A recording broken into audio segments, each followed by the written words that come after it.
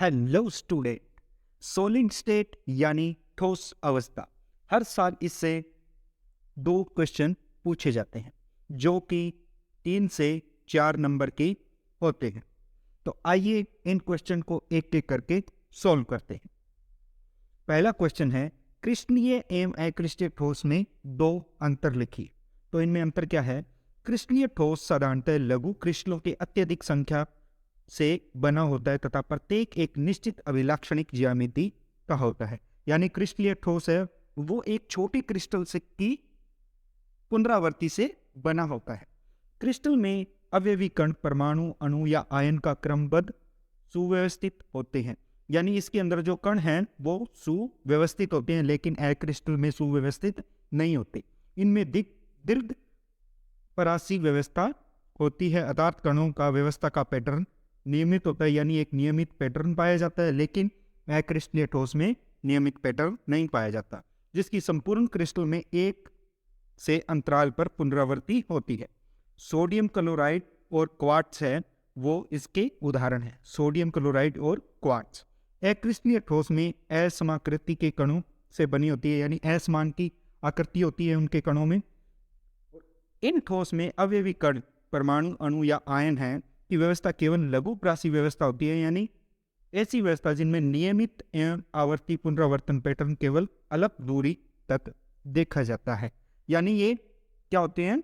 संपूर्ण क्रिस्टल के अंदर एक जैसी व्यवस्था नहीं होती, ऐसे भाग बिखरे होते हैं और इनके बीच व्यवस्था क्रम अनियमित होता है। अनियमित तो पैटर्न पाया जाता है, लेकिन क्रिस्टल में नियमित पैटर्न पाया जाता है। कांच, रबर और प्लास्टिक अक्रिस्टलीय ठोस के उदाहरण है, लेकिन क्रिस्टलीय ठोस के उदाहरण क्या है? सोडियम और क्वार्ट्ज। क्रिस्टलीय ठोस का गलनांक भी निश्चित होता है, लेकिन अक्रिस्टलीय ठोस का गलनांक निश्चित नहीं होता, वो एक निश्चित प्रास के अंदर होता है। यानी जैसे 70 से 90 डिग्री सेंटीग्रेड के अंदर हो गया।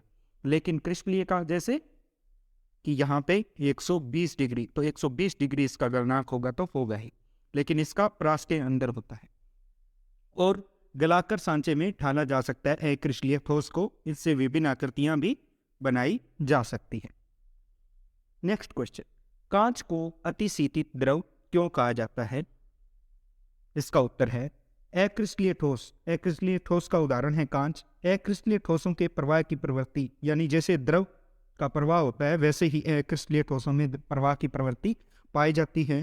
हालांकि यह बहुत ही मंद होती है, अतः कभी कभी इन्हें आभासी ठोस या फिर अतिशीतित द्रव भी, सुपर कूल्ड लिक्विड कहा जाता है। आभासी ठोस यानी कांच को आभासी ठोस और अतिशीतित द्रव भी कहा जाता है। पुरानी इमारतों की खिड़कियों, दरवाजों में जड़े शीशे जो हैं वो ऊपर से पतले और नीचे से कुछ मोटे पाए जाते हैं। यह इसलिए होता है कि कांच अत्यधिक मंदता से नीचे की ओर प्रवाहित होता है और मोटा हो जाता है नीचे से, क्योंकि ये एक अतिशीतित द्रव। नेक्स्ट क्वेश्चन, ठोस में समदैशिक एवं विषमदैशिक प्रवृत्ति का कोई एक अंतर लिखिए। अब क्या है अंतर? क्रिस्टलीय ठोस में विषमदैशिक प्रवृत्ति के होते हैं। क्रिस्टलीय ठोस किस प्रकार के होते हैं? विषमदैशिक।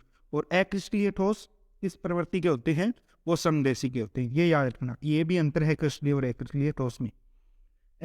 जो क्रिस्टलीय ठोस है उनमें कुछ भौतिक गुण जैसे विद्युतीय प्रतिरोधकता, अपवर्तनांक, जैसे एक ही क्रिस्टल में भिन्न भिन्न दिशाओं से, अलग अलग दिशाओं से मापने पर ये गुण अलग अलग प्रदर्शित होते हैं, इनके मान अलग अलग होते हैं।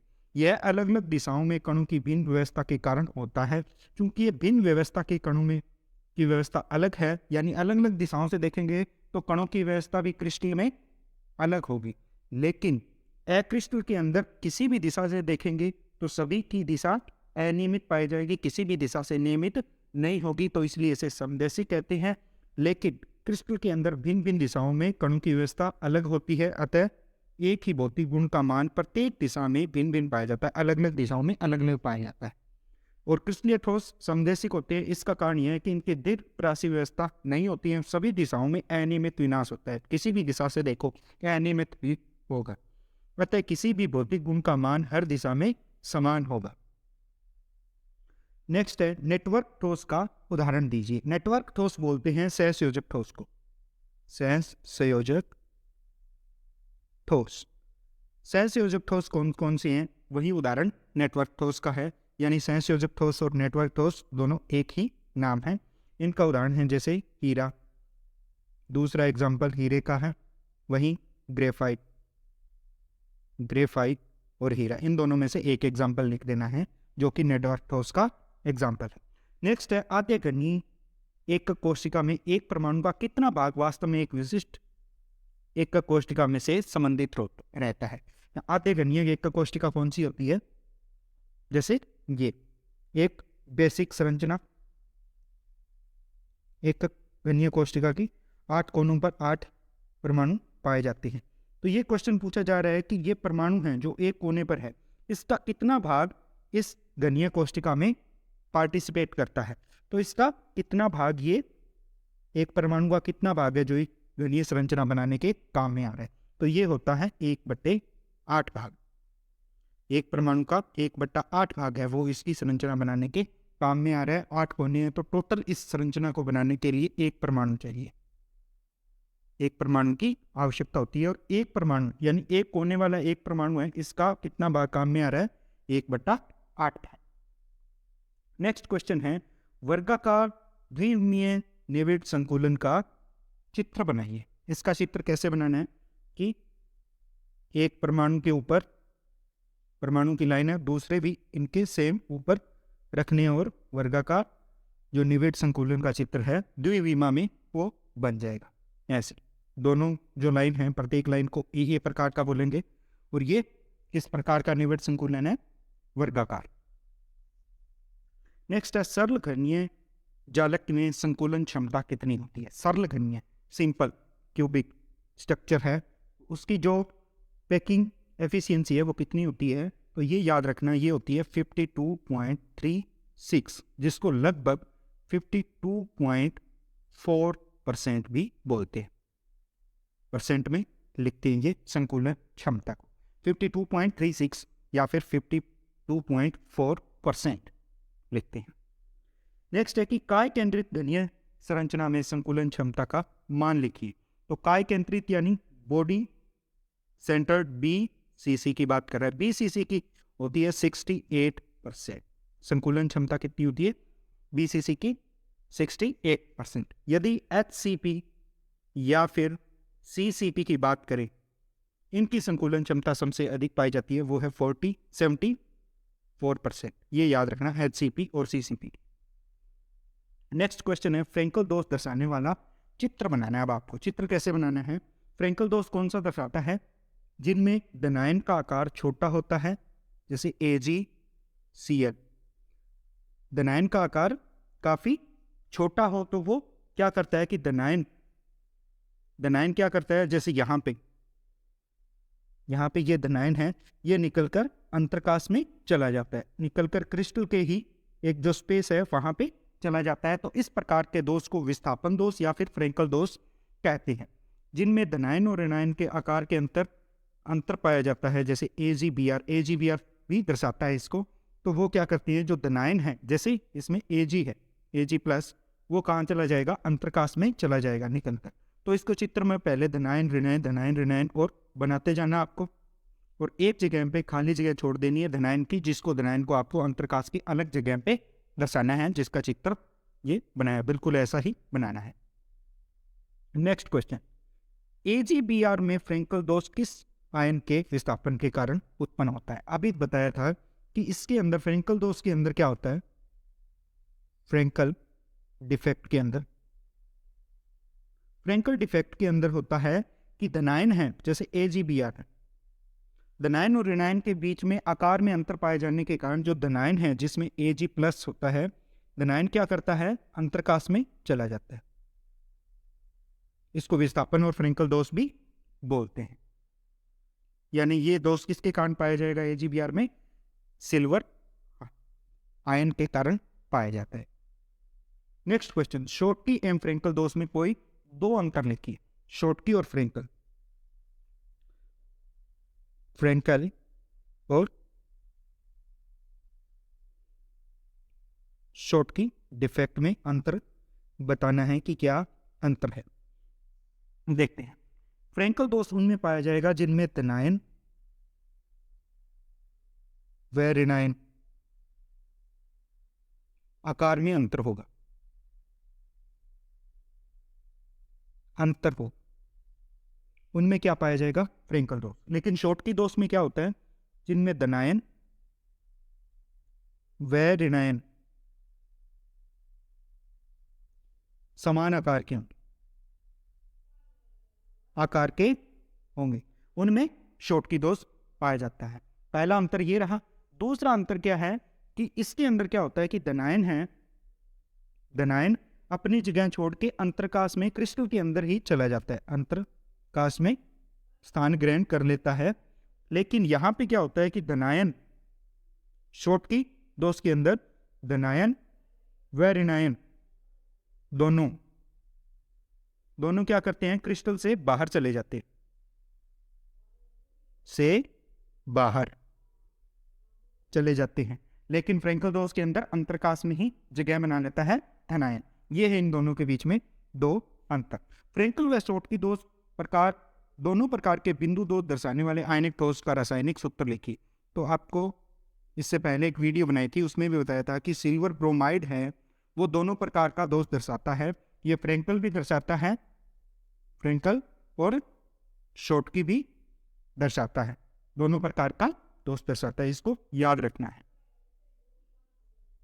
नेक्स्ट क्वेश्चन, असुप्त दोष दर्शाने वाला चित्र बनाइए। असुप्त दोष यानी जैसे ये NaCl का क्रिस्टल है, NaCl के अंदर एक Na, दो Na+ है, वो बाहर निकल जाते हैं और इसकी जगह कौन आ जाता है? एक स्ट्रोंशियम आयन आ जाता है, एक स्ट्रोंशियम आयन आ जाता है और दो NaCl बाहर निकल जाते हैं। तो एक तो स्पेस जगह खाली बच गई और एक पे धनायन की जगह पे स्ट्रोंशियम आ गया। तो इस प्रकार का दोष क्या होता है? अशुद्ध दोष कहलाता है। नेक्स्ट क्वेश्चन है, जिंक ऑक्साइड सफेद है, जिंक ऑक्साइड सफेद है लेकिन गर्म करने पर पीला हो जाता है, ऐसा क्यों होता है? तो जिंक ऑक्साइड सफेद है, ये धातु आधिक्य दोष के कारण होता है, क्योंकि जिंक ऑक्साइड को जब गर्म किया जाता है तो जिंक प्लस और O2 गैस बनती है और दो इलेक्ट्रॉन बाहर निकलते हैं, जिसमें O2 गैस है वो क्रिस्टल को छोड़ के क्रिस्टल से बाहर चली जाती है, क्रिस्टल से बाहर चली जाती है और इस ऑक्सीजन की जगह क्या आ जाता है?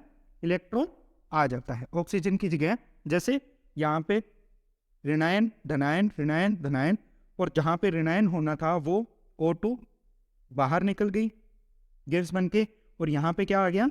इलेक्ट्रॉन आ गया। तो इस प्रकार के दोष को धातु आधिक्य दोष, क्योंकि ऋणायन है उनकी कमी हो जाती है और धातु अधिक हो जाता है, तो इस प्रकार के दोष को धातु आधिक्य दोष बोलते हैं।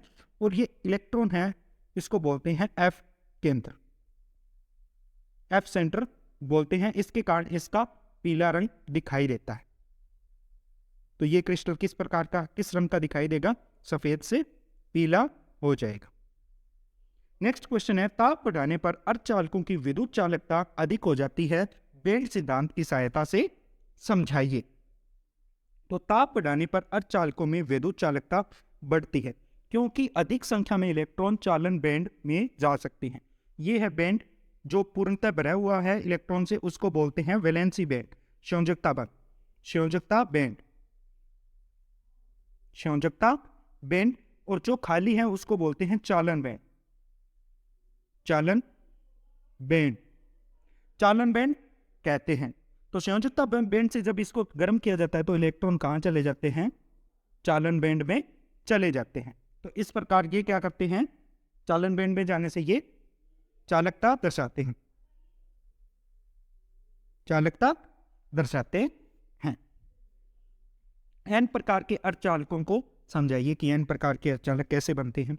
सिलिकॉन व जर्मेनियम आवर्त सारणी के 14वें वर्ग में आते हैं, 14वें वर्ग में आते हैं। प्रत्येक में 4 संयोजकता इलेक्ट्रॉन होते हैं एवं क्रिस्टलों में इनका प्रत्येक परमाणु अपने निकटस्थ परमाणु के साथ 4 सहसंयोजक बंध बनाता है।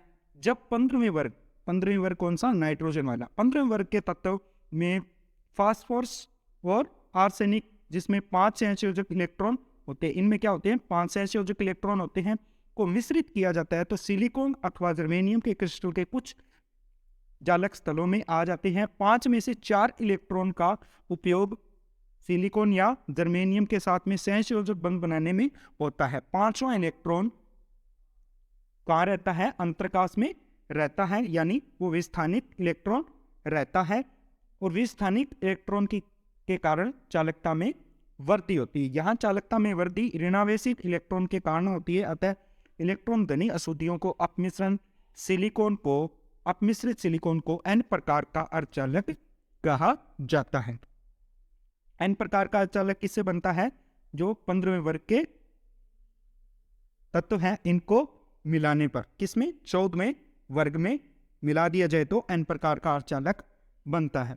जर्मेनियम में आर्सेनिक मिलाने पर किस प्रकार का अर्धचालक बनता है? जर्मेनियम है जो कि 14वें नंबर पर है, इसमें आर्सेनिक मिला दिया जाए तो किस प्रकार का अर्धचालक बनता है? ये है 15वें वर्ग का, और जब इसको जर्मेनियम में मिलाया जाता है तो ये एन प्रकार का एन टाइप अर्धचालक बनता है। एन टाइप, एन प्रकार। नेक्स्ट क्वेश्चन है, अनुचुंबकीय व प्रतिचुंबकीय की तुलना कीजिए। अनुचुंबकीय पदार्थ चुंबकीय क्षेत्र में दुर्बल आकर्षित होते हैं, ये ध्यान रखना है। अनुचुंबकीय पदार्थ दुर्बल आकर्षित होते हैं, लेकिन प्रतिचुंबकीय पदार्थ क्या होते हैं? दुर्बल रूप से प्रतिकर्षित होते हैं चुंबकीय क्षेत्र से।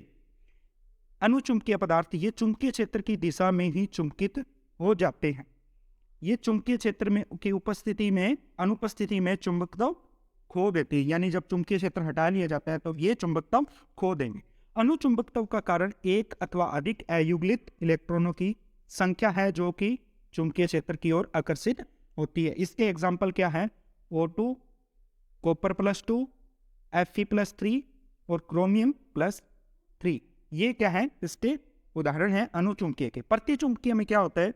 प्रतिचुंबकीय के उदाहरण है H2O, NaCl और बेंजीन 6,6H6, ऐसे कुछ उदाहरण हैं। ये चुंबकीय क्षेत्र में विपरीत दिशा में दुर्बल रूप से चुंबकित होते हैं। ये चुंबकीय क्षेत्र की विपरीत दिशा में होते हैं। प्रतिचुंबकत्व उन पदार्थों द्वारा दर्शाया जाता है जिनमें सभी इलेक्ट्रॉन युग्लित होते हैं, यानी जब युग्मित इलेक्ट्रॉन होंगे तो प्रतिचुंबकत्व दर्शाया जाएगा। अयुग्लित इलेक्ट्रॉन नहीं होंगे, वो क्या दर्शाएंगे? वो चुंबकत्व दर्शाएंगे। इलेक्ट्रॉन की युग्लित होने से उनके चुंबकीय गुण को आपस में निरस्त कर देता है और वे चुंबकीय गुण नहीं दर्शा पाते। ये थे सॉलिड स्टेट के इंपॉर्टेंट क्वेश्चन जो बोर्ड के एग्जाम्स में पूछे गए हैं। आई होप कि आपको समझ में आया होगा। अगर किसी को किसी भी प्रकार का डाउट हो तो वो कमेंट बॉक्स में कमेंट करके पूछ सकता है, आपके क्वेश्चन का जवाब मिलेगा। आगे की वीडियो आती रहेगी, तब तक के लिए बने रहिए। धन्यवाद।